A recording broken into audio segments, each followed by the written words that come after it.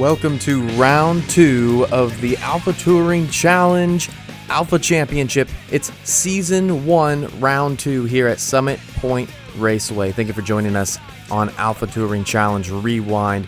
This is the second round of the first ever season here at Summit Point Raceway, where we are not going to have a very large grid today. I believe it's 8 cars on the grid. This was also a solo flying lap quali that saw only 6 cars hit the field for one flying qualifying lap in preparation for our 1-hour race. Strength of field of almost 1,600 here, still requiring that tire change. But it will be a shorter race than the one at Charlotte, as you see the field go by there. In preparation for the start of the race, that is Logan McKenzie on pole here today, ahead of Francois Schink, Wiley Cox, Andrew Benaw, Murphy Nichols, Joe Camilleri, Slugnificent, Benjamin Forrester, and Sean Foes. Those 9 cars have gridded and they are ready to race today. It is Logan McKenzie behind the Ford Mustang safety car there, and they are about to enter the final corner. McKenzie is now in control of the field. We are waiting for his signal. And there it is. He's punched it. We are green here at Summit Point Raceway. McKenzie leads them off. Francois Schink gets a bad start, slots in behind him to immediately get that slipstream. They are 2 by 2 behind all the way. Andrew Benaw leads this field. It is Camilleri and Cox going side by side. Oh no, Nichols got loose and Slugnificent gets collected in the preceding incident. McKenzie still leads with Schink right on his bumper. Benaw and Cox side by side behind for that second podium position. But it is McKenzie that leads, and it's Schink, Benaw, Cox, Camilleri, Forster, Slug, Foes, and it looks like Nichols has retired after that initial incident. And these two are already getting racy, and this is a 4-car little train here that has started this race off. Wiley Cox trying to find a place to stick his nose here in on Andrew Benaw. This is Andrew Benaw's home track. He knows it well, and he's showing it here with currently sitting in P3, having taken advantage of Nichols and Slug's mistakes, but now a little slow off that second to last corner, and Cox is going to stick his nose in the final corner for 3rd place. Cox all the way out, and there's some sparks coming from the left side of that car. There may have been contact, but they are still wheel to wheel down this front straightaway. McKenzie's opened up a little bit of a gap out front. It is Cox and Benaw side by side into turn 1, and Benaw is going to take it and hold that position for the moment. And we've got a car in the grass. That is Joe Camilleri. He was running in 6th position, trying to hunt down Slug, and I was going to rejoin right in front of last week's 3rd place finisher, Benjamin Forster. Forster goes the long way around and picks up that 6th position. Meanwhile, leader Logan McKenzie off track at the penultimate corner. Francois is going to get him back and pip him for the lead. Cox side by side with Benaw. He may finally get this spot, but Benaw got such a good run off that final corner that he's going to be able to keep it side by side. Meanwhile, up front, is McKenzie going to go for a move? Yes, to the outside. Beats Francois under braking. Wow, he really beat him under braking there. I'm not sure if Schink may have overcompensated a little bit there. Cox gets through, but again, a poor exit. Benaw's going to get back through. And this is some intense battling for the podium positions here, and it is allowing Slug to creep back into this battle after that initial incident. He has some damage on the right side, but I don't think it's slowing him down all that much. Some left side damage too. And it looks like Joe Camilleri is off track again into the tire barrier, and he is now well behind off into the gravel trap. He is able to rejoin though, and it looks like that car is drivable. All right, Benaw came off the final corner with 3rd place, but it looks like Cox is going to have a chance to get by here. And out of all these guys, it's Slug who's on the tail of them. He'll have a great view of this. Cox to the inside, breaks a little bit early. Slug makes a move. He's looking for something. There's contact. Benaw is sent into a spin. He loses out, and now Slug is all over the back of Cox for that third position. And now it is Slug benefiting from someone else's misfortune. He's going to go and stick a nose in, heading up to the next corner, and Cox lets him by, and it is the Slug back onto the podium places. Francois has been no more than a half second off of McKenzie for the past 8 or so minutes here as we come up on the 10-minute mark since McKenzie regained the lead. And it looks like the only real overtaking opportunity, even with the powerful slipstream these cars get, is turn 1. Anything else, you can park it on the apex, kind of keep the car behind as long as you make your car wide enough. So Schink is going to have to really focus on following McKenzie out of this middle sector, keep it close on his bumper, and make the move. And we're seeing Andrew Benaw drop down the board. He has gone off in that middle sector. It's very difficult, very tricky, and he's gotten it wrong, and that promotes Cox back up to 4th here.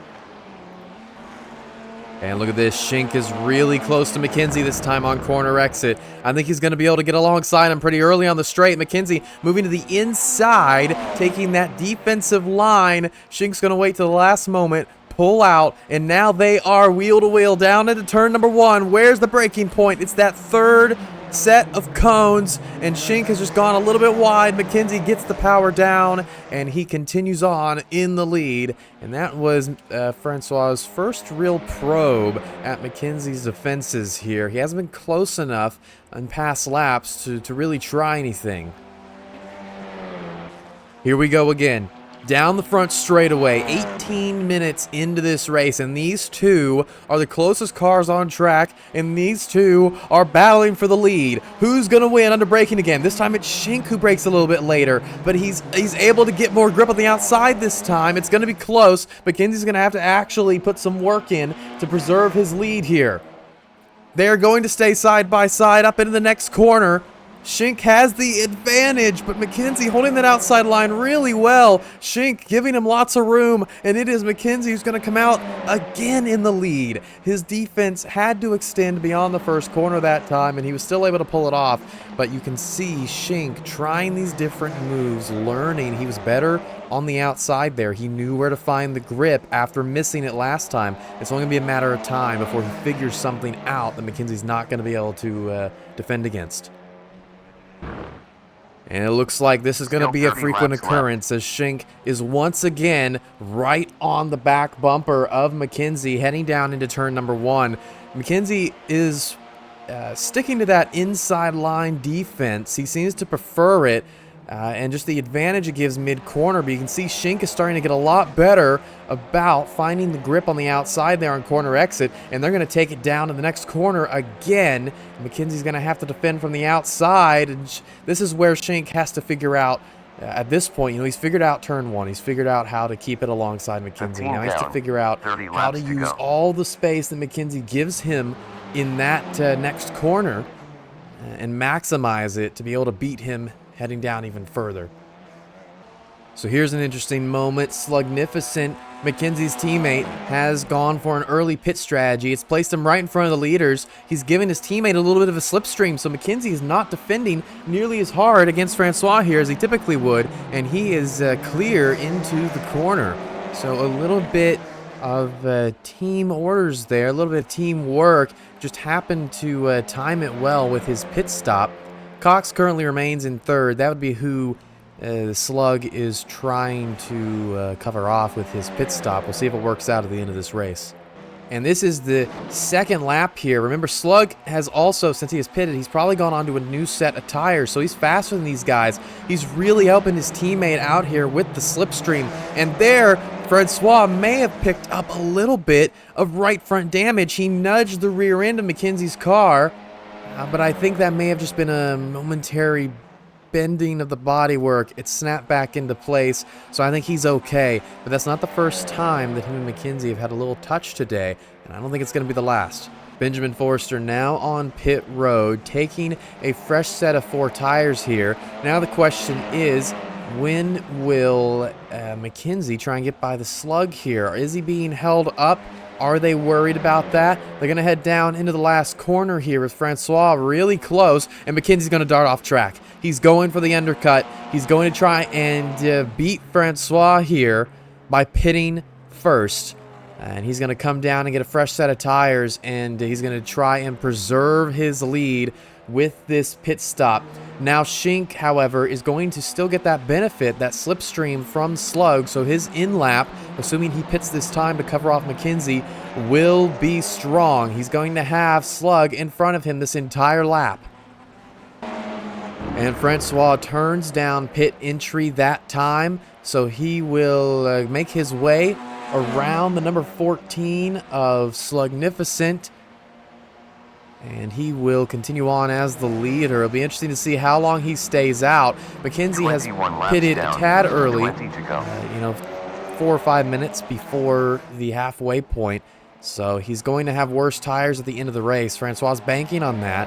He's going to pit a little bit later and then try and make the most of those tires to make an overtake on McKenzie. He's just kind of, I think he's assuming that he's not going to get ahead of McKenzie on pit strategy initially, because McKenzie has pitted first, so he's lost out on the chance to pass him that way. So he's going to go the opposite way and try and take advantage of being placed second in the pit strategy and get him with better tires at the end of the race. So here we go. We're looking at Logan McKenzie on track. Francois Schink has just been jacked up. He's been sitting in his pit stall for 35 seconds. He's got about 10 seconds left on this pit stop. And McKenzie is about to come around the final corner of the track. Cox in the lead. He hasn't pitted at all yet. He's going very late. Here comes Schink back out onto the track, and look at this. I think he's going to be ahead of McKenzie, despite the fact that McKenzie pitted earlier, had the better tires. Now Francois is going to have the better tires, and he's going to have about a second, maybe 2-second gap here.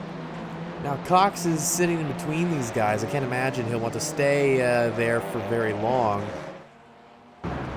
Well, for a moment there, it looked like Francois was going to run away with it. He was going to be able to use that track position, but now McKenzie has closed the gap back up with just 23 minutes left to go in this one. He's got the slipstream. He's going for the outside. He hasn't been here yet today, but Schink breaks a bit early. He's onto that curb, and there's contact. McKenzie's out onto the grass, onto the gravel, and they have a coming together in the battle for the lead, and Francois is going to run away with about a 2-second gap here, and he's off track. He must have damage. Oh, the left front might be broken. He's struggling to get around these corners. McKenzie goes by. That left front is definitely broken. Look at that. It is sitting down on the ground, and Schink is doing everything he can to just bring this one home. That is a lapped car. I believe that's Sean Foes trying to make his way safely around Schink. It's all gone away from him. He had the lead, and at the first sign of pressure there, it had been his first time on the inside line, and he touches that curb, and once you touch that curb, you're just a passenger. The first time he went around there, but Schink, first time on the inside line as well, and he misjudged it, goes over the curb, and he's the one that loses out on the contact. McKenzie continues on seemingly unharmed. Now there is a fast repair sitting in Schink's garage waiting to be used, so he's going to park it up here. It's going to be a very quick stop, and he's going to be away, but Slugnificent passes him on track. He himself behind the lapped car of Andrew Benaw here. And now Francois has a different challenger in this race. It's not about winning anymore. It's about trying to pip second place back off of the Slug, and he's come out of the pits 6 seconds back, so it's going to take some time for him to try and get up there. Slug making his way around this lapped car, and it's causing him to struggle a little bit. He's losing time behind Benaw here. He's already lost a half second to Francois since he came out of the pits, and Benaw not giving him any quarter here. Slug really trying to get in there into Sector 2. He knows he's going to be slowed down here, and now they're going to go side by side, and this is going to really slow him up through this sector. The 71 sitting in front of him, hanging it around the outside. He's got some front end damage I wonder where that is from, because he has already pitted and repaired from that first incident. He has damage from something else. There's the angry flashing. He's lost 7/10 to Francois on this lap alone. And they're going to come around the final corner, and Benoit gets it wrong. You have to imagine Slug's going to run here and get by him, but that's going to cost him. He's flashing Benoit again all the way down the straight, showing his displeasure because Francois Schink has just come off the last corner, and he's got them in his sights. The Slug is going to make a move into turn number 1 and finally works his way around Benoit, though. I'm not sure if there was contact there, but it looked like there might have been, and Benoit goes off course. Slug continues through. He now has a 5.4 second gap to defend against Francois. And here we go, coming out of Sector 2. This is the closest Francois has been. He's been gaining a second a lap on Slug, and now he's going to make it look easy. Before the final corner, the overtake is done, but that's actually compromised him on exit. Slug's going to get a bit of a chance at him here. Unless this front damage may be causing some aero damage, he could lose out in a straight line. Will he be able to keep a nose in down towards turn 1? The battle for presumably second place. Schink again on that curb, and Slug is just going to have to go a bit wide, and that is going to be it. The position number 2 is Francois Schink's. And Wiley Cox will finally come in after leading a bundle of laps. It appears an error in rule settings resulted in him being allowed to run a lot more fuel than normal, but he has pitted out of a show of sportsmanship, and there is a required tire change, so he could have gone to the end on fuel, but he still needed to make the tire change. He's gone all the way to the end. He's picked up a lot of laps led. That's going to be great for the stat line, and Logan McKenzie will inherit the lead with 60 seconds left to go in this race.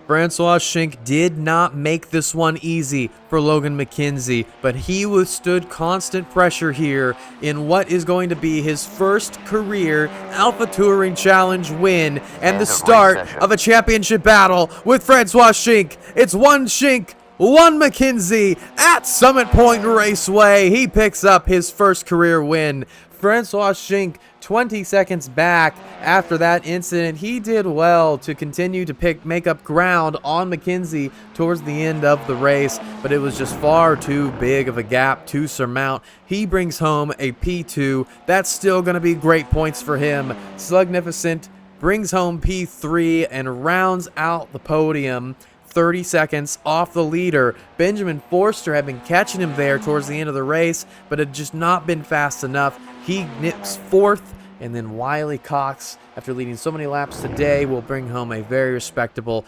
top 5.